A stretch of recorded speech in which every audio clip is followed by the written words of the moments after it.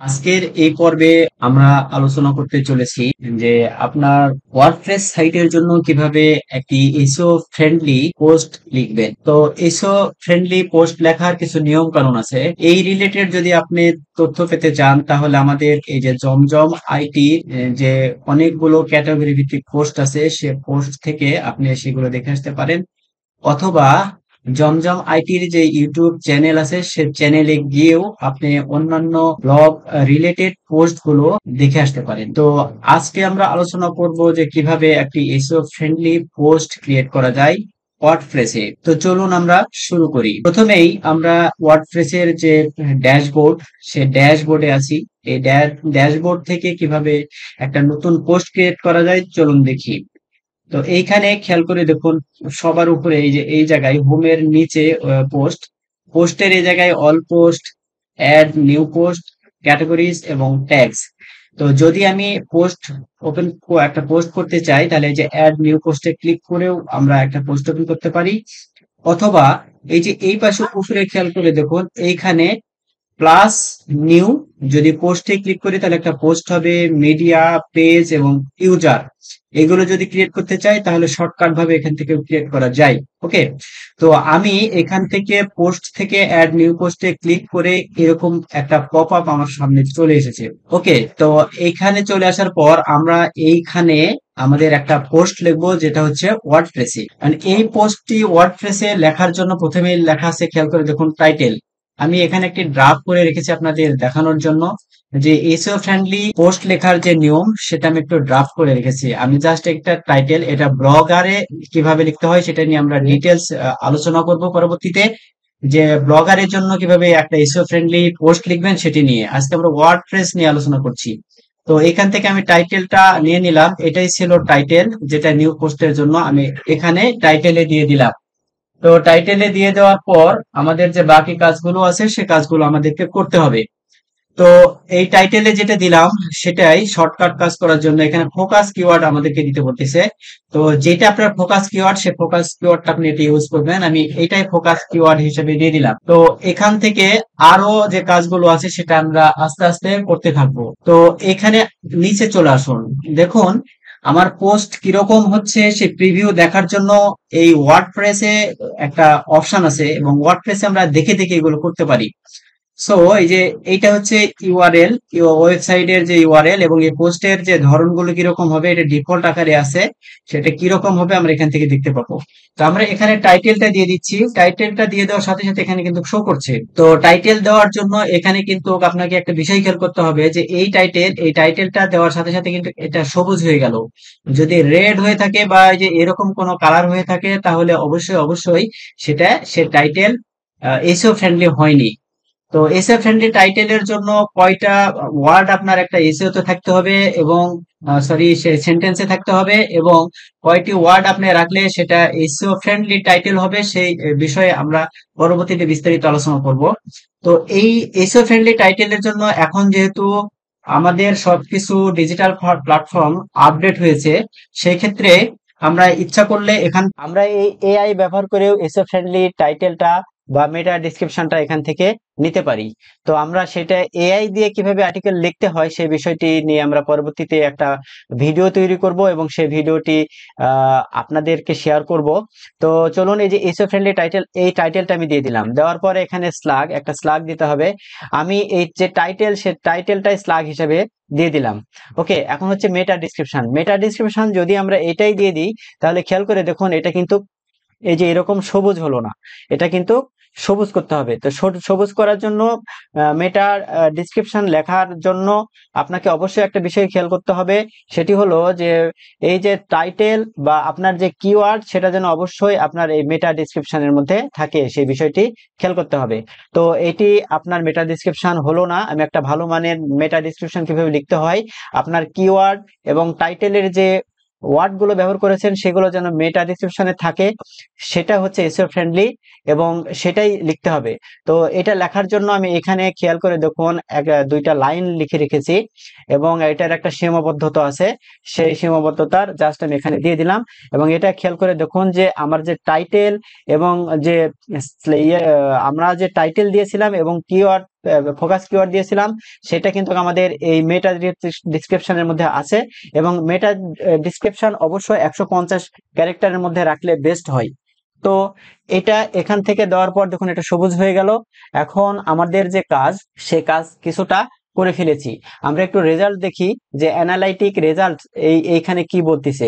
আমাদের টুলস এর analytic result বলছে যে আপনার যে দুইটা প্রবলেম আছে এবং ইমপ্রুভ করতে হবে একটা, এবং গুড রেজাল্ট আছে 6টা। তো এটা এসইও তে আমাদের অ্যানালাইসিস কি বলতেছে সেটা আমরা দেখে ফেললাম।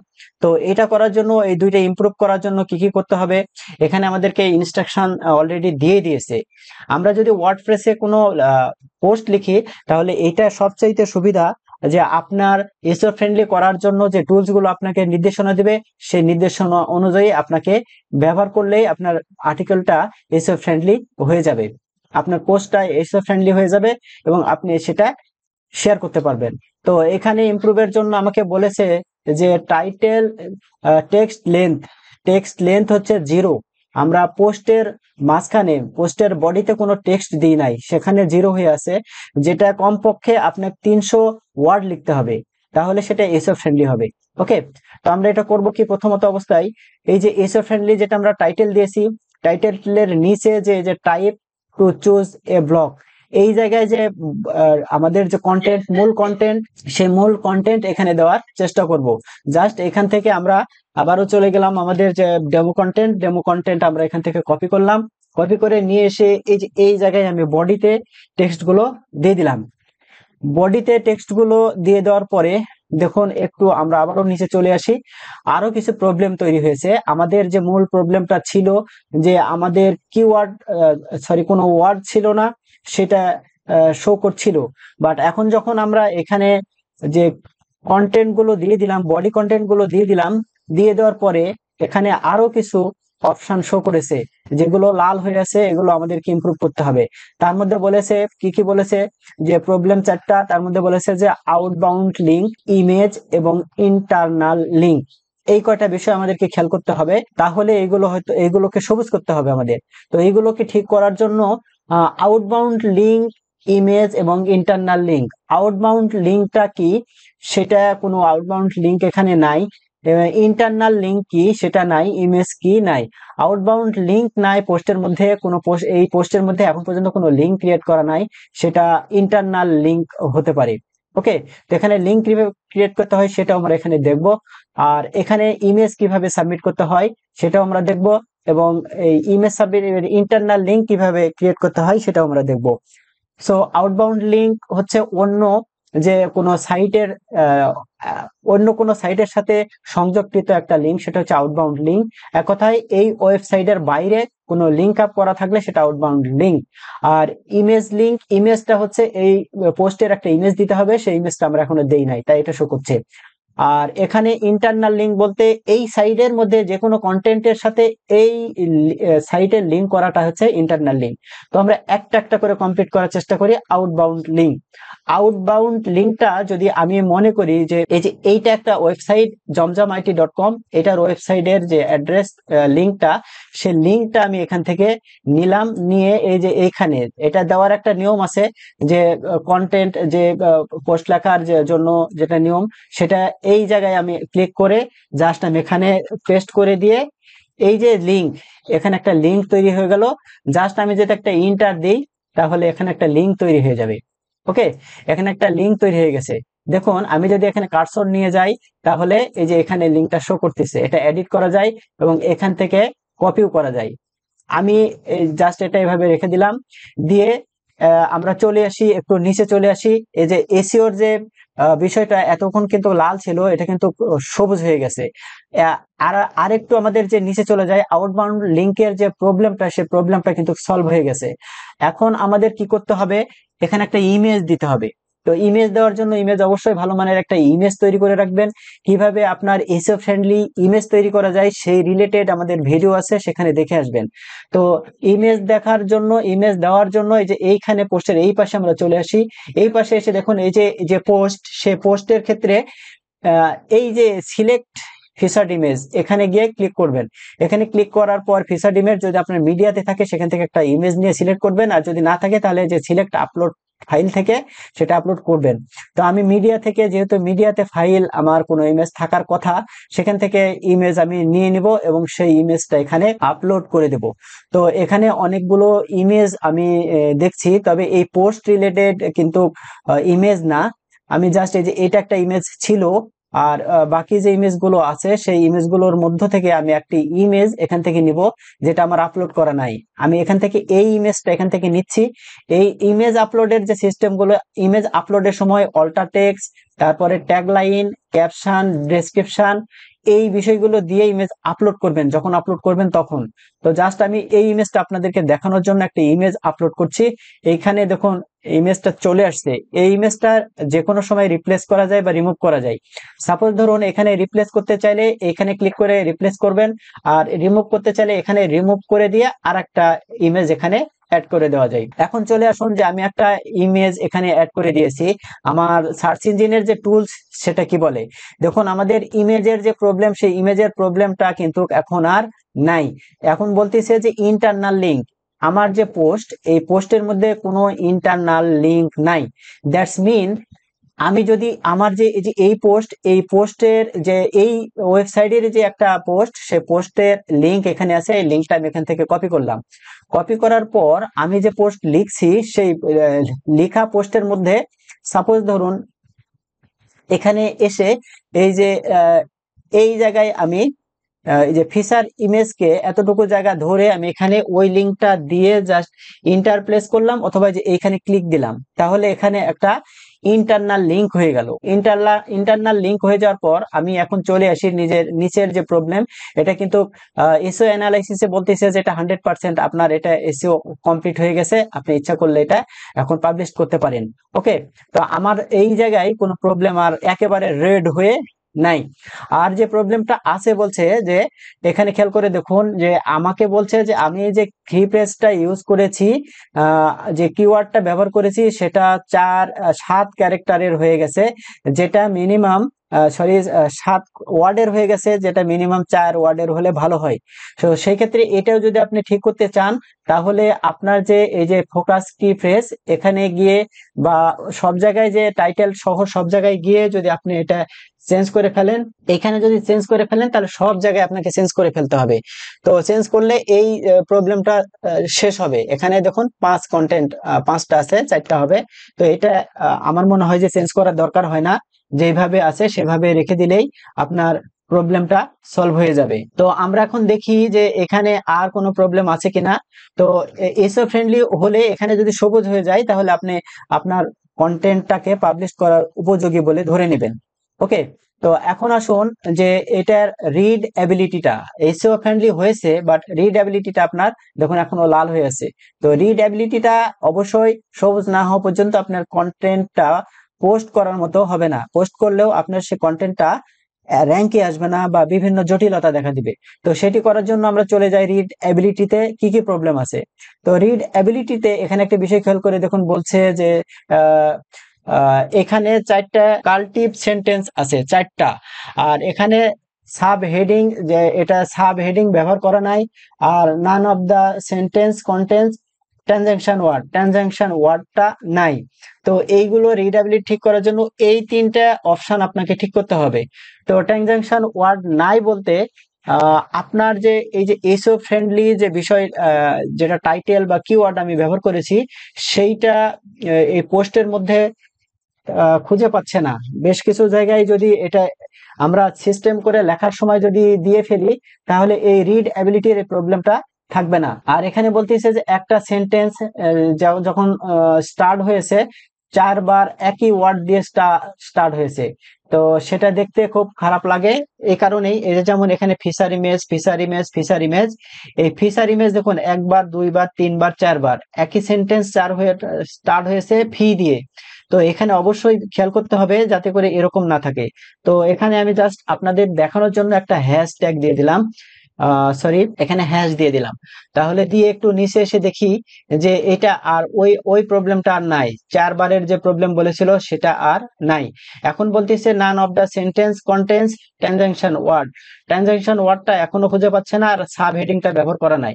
তো সাব হেডিংটা ব্যবহার করার জন্য জাস্ট এখান থেকে ধরে, এই যে এখান থেকে আমরা এই যে এই অপশন থেকে গিয়ে আমরা সাব হেডিং ব্যবহার করতে পারি, ড্রাগ এন্ড ড্রপ। আর এটা হচ্ছে মোর, এই যে এখানে হাইলাইট সাবস্ক্রিপ্ট অনলাইন, এই যে এখানে এখানে আপনার যে কোড, সে কোড গুলো এখানে বসে দিতে পারেন। এই যে হেডিং, হেডিং এর যে অপশন, সেই হেডিংটা এখান থেকে সিলেক্ট করে দেওয়া যায়। এই যে এটা আমরা হেডিং সিলেক্ট করে দিলাম।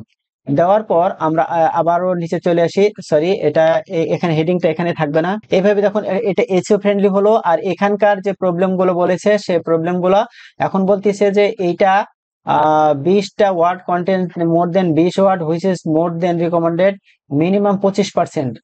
যে সেন্টেন্সটা আপনার যে ফোকাস কিওয়ার্ড, মিনিমাম আপনার এখানে 25% দিতে হবে, যেটা 20টা ওয়ার্ডের। তো এই বিষয়গুলো খেয়াল করে সবকিছু ওকে হওয়ার পর একটা এসইও ফ্রেন্ডলি আমাদের যে আর্টিকেল বা পোস্ট, এই পোস্টটা কমপ্লিট হয়ে গেল। আর এই পোস্টটার আরো সুন্দরভাবে ভিতরে গুছিয়ে ফেলতে হবে। যে এই যে মাঝখানে যে স্পেস আছে, স্পেস গুলো অপটিমাইজ করে দিয়ে সুন্দরভাবে স্পেস গুলো সরাই দিয়ে, যাতে করে এসইও ফ্রেন্ডলি। সাপোজ ধরুন আমি আমি এখানে একটা পোস্ট ওপেন করি, এই যে সজনে পাতার উপকারিতা, এই পোস্ট ওপেন করছি। এই পোস্টটি দেখুন ওপেন করার পর এই যে ভিতরে পোস্টটা সম্পূর্ণ ওপেন হলেই বোঝা যাবে যে যে পোস্ট, এই পোস্টের দেখুন সুন্দর করে এটা সাজানো গোছানো আছে। এরকম ভাবে সাজিয়ে গুছিয়ে তৈরি করে তারপর আমরা এই যে পোস্ট, এই পোস্টটা সুন্দর করে রেডি করে ফেলতে পারি। তো এইভাবে রেডি করার পর সব যখন রেডি হয়ে যাবে, আপনার পোস্টটা পাবলিশ হওয়ার উপযোগী হবে, তখন আপনার এই পোস্টার এই যে সাইড বার লেআউটটা এখান থেকে আপনি সিলেক্ট করতে পারেন। যদি এরকম রাখতে চান বা কিরকম রাখতে চান, সেরকম রেখে দিয়ে এখান থেকে বের হয়ে আসবেন। এখন আমরা একটু স্কিমা দেখি। স্কিমাতে এই যে পেজ টাইপ কিরকম হবে, এটা এখান থেকে সিলেক্ট করে দিবেন। আর এখান থেকে আর্টিকেল টাইপটা কিরকম হবে, যে এটা ব্লগ পোস্ট নাকি, সেটা এখান থেকে দিয়ে দিতে হবে। ডিফল্ট, যদি ডিফল্ট থাকে তাহলে এখান থেকে ডিফল্ট আকারে চলে যাবে। ওকে, তাহলে আমরা স্কিমা দেখলাম।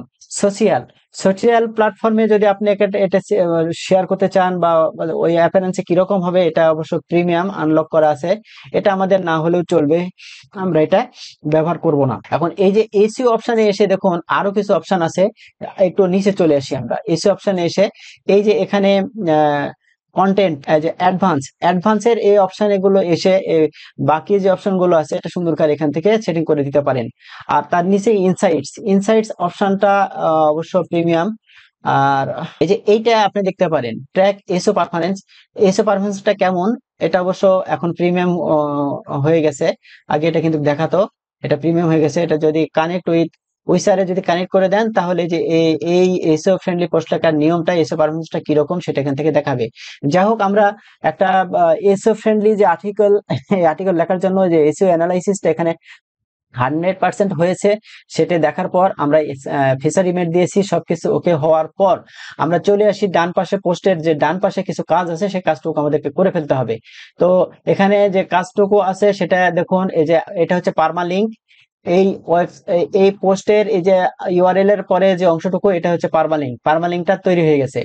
এবং অথার আছে, অথারে এখানে ক্লিক করে আপনি ইচ্ছা করলে এখান থেকে অথার চেঞ্জ করে ফেলতে পারেন।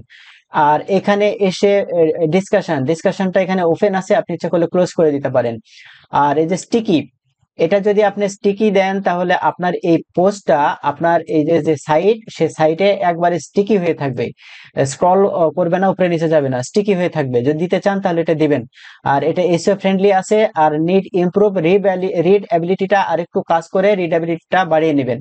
সো তারপর এই যে ক্যাটাগরি, এখান থেকে ক্যাটাগরিটা সিলেক্ট করে দিবেন। এটা কি, কোন ক্যাটাগরির পোস্ট, এটা হচ্ছে এসইও ক্যাটাগরি বা আর্টিকেল রাইটিং ক্যাটাগরির পোস্ট, আমি এখানে সিলেক্ট করে দিলাম। দেওয়ার পর তারপর এই যে ক্যাটাগরিটা শেষ হয়ে গেল। ক্যাটাগরিটা যাওয়ার পর এখানে আছে ট্যাগ আপনি এখানে ট্যাগ ইউজ করতে হবে, সে ট্যাগ গুলো এখানে দিতে হবে। সে ট্যাগ, সাপোজ ধরুন এই যে আমরা যে ব্যবহার করেছি, টাইটেল যে ব্যবহার করেছি, সেটা ট্যাগ বা যে ট্যাগ গুলো আপনি রিসার্চ করবেন বা কিওয়ার্ড যে রিসার্চ করবেন, সেই কিওয়ার্ড গুলো আপনি এখানে দিয়ে দিবেন। এই যে এরকম ভাবে বেশ কয়েকটা মিনিমাম 3টা থেকে 5টা কিওয়ার্ড আপনি এখানে ব্যবহার করবেন। করার পর সবকিছু রেডি হয়ে গেলে আপনার পুরো পোস্টটা একবার ওভারভিউ দেখে সম্পূর্ণ যখন হয়ে যাবে তখন আপনি জাস্ট এই যে এইখানে পাবলিশ নাও বাটনে ক্লিক করলেই আপনাকে বলবে যে আপনি এটা পাবলিশ করতে চাচ্ছেন কিনা। সো যদি আপনি এটা পাবলিশ করতে চান তাহলে এখানে জাস্ট পাবলিশ এই বাটনে, পাবলিশিং এই বাটনে ক্লিক করে দিবেন। পাবলিশিং এই বাটনে ক্লিক করার সাথে সাথে কিছুক্ষণের মধ্যেই এই যে পোস্ট আমি এতক্ষণ ধরে লিখলাম সেই পোস্টটি আমাদের জন্য পাবলিশড হয়ে যাবে। তো পাবলিশড হয়ে যাওয়ার পরে অবশ্যই আপনার সেই পোস্টটি আপনি কমপক্ষে একবার হলেও দেখার চেষ্টা করবেন। পাবলিশিং হয়ে যাচ্ছে এবং দেখুন এখানে সেভিং হচ্ছে। অলরেডি এই পোস্টটি বলেছে যে পোস্ট পাবলিশড, এই ভিউ পোস্ট, এখান থেকে আমরা ক্লিক করে ভিউ পোস্টটা দেখতে পারি। আর বাকি যে কাজগুলো আছে এটা যে ভিউ পোস্ট এখান থেকেও দেখতে পারি। এই পোস্টের যে অ্যাড্রেস, এই যে একটা লিংক ক্রিয়েট হয়েছে সেখান থেকে কপি করেও আমরা এখানে কিন্তু দেখতে পারি। আমরা যে পোস্টটা লিখলাম সেটাই ভিউ পোস্ট থেকে অলরেডি এখানে আমরা ওপেন করে ফেলেছি। তো ওপেন করার পর দেখুন এই যে পোস্টটা এরকম, আমরা ফিচার ইমেজ ইউজ করেছিলাম, ফিচার যে ইমেজ, তারপরে যে কথাগুলো আমরা এখানে লিখেছিলাম সেই বিষয়গুলো এখানে কিন্তু চলে আসছে। ওকে, তো এই যে বিষয়গুলো আমরা যে আর্টিকেল রাইটিং এর যে নিয়ম কানুন, যে কিওয়ার্ড লিখেছিলাম সেই কিওয়ার্ড গুলো কিন্তু এখানে শো করে বা এখানে শো করবে। ইচ্ছা করলে আমরা এই কিওয়ার্ড গুলো এখান থেকে এডিট করে দিতে পারি, যেহেতু অ্যাডমিন প্যানেলে আছি সেখান থেকে এডিট করা যায়। তো অন্য পোস্টে অন্য যখন কোনো ব্রাউজার থেকে বা অন্য কোনো পিসিতে গেলে কিন্তু এই অপশন গুলো থাকে না। আর এই পোস্টটা এসইও ফ্রেন্ডলি হয়েছে কিনা এইখানে কিন্তু শো করছে যে এটা এসইও ফ্রেন্ডলি। আর কোনো কাজ করার যদি প্রয়োজন হয় তাহলে সেটাও এখানে বলে দিবে। সো আমি যে পোস্টটা লিখলাম, এখানে যে পোস্টটা লিখেছি এবং এই পোস্টটা এখান থেকে কপি করলাম, করে আমি অন্য একটা ব্রাউজার ওপেন করছি। সে ব্রাউজারে গিয়ে দেখি যে সে ব্রাউজারে এই পোস্টটা ওপেন হলে কেমন হয়। দেখুন যে এসইও ফ্রেন্ডলি যে পোস্ট আমরা ক্রিয়েট করেছি সেই এসইও ফ্রেন্ডলি পোস্ট এখানে কিন্তু অলরেডি চলে আসছে। তো এসইও ফ্রেন্ডলি পোস্ট কিভাবে লেখা যায় সেই বিষয় নিয়ে আজকে আমরা এতক্ষণ আলোচনা করলাম। আমাদের এই যে ভিডিও, এই ভিডিওটা আর দীর্ঘায়িত করব না। এসইও ফ্রেন্ডলি পোস্ট লেখার নিয়ম নিয়ে, এসইও ফ্রেন্ডলি আর্টিকেল কিভাবে লিখবেন সেই বিষয় নিয়ে আমাদের ভিডিও আছে, সেই ভিডিওটি দেখে আসতে পারেন। আমরা সেই আর্টিকেল ক্যাশকে কিভাবে পোস্ট করা যায় এসইও ফ্রেন্ডলি করে সেটি বিষয় নিয়ে বিস্তারিত আলোচনা করলাম। সো ভিউয়ার্স, এতক্ষণ সাথে থাকার জন্য আপনাকে অসংখ্য ধন্যবাদ জানাচ্ছি। আর এই পোস্ট রিলেটেড যদি কোনো প্রশ্ন থাকে তাহলে অবশ্যই প্রশ্ন করবেন। আমাদের যে গ্রুপ আছে সেই গ্রুপে আপনার সমস্যা পাঠিয়ে দিবেন, তাহলে আমাদের যে এক্সপার্ট আছে এক্সপার্ট আপনাদের সাথে যোগাযোগ করে আপনার প্রবলেম সলভ করে দেবে। সো আজকে এখানে শেষ করছি, ভালো থাকবেন সবাই।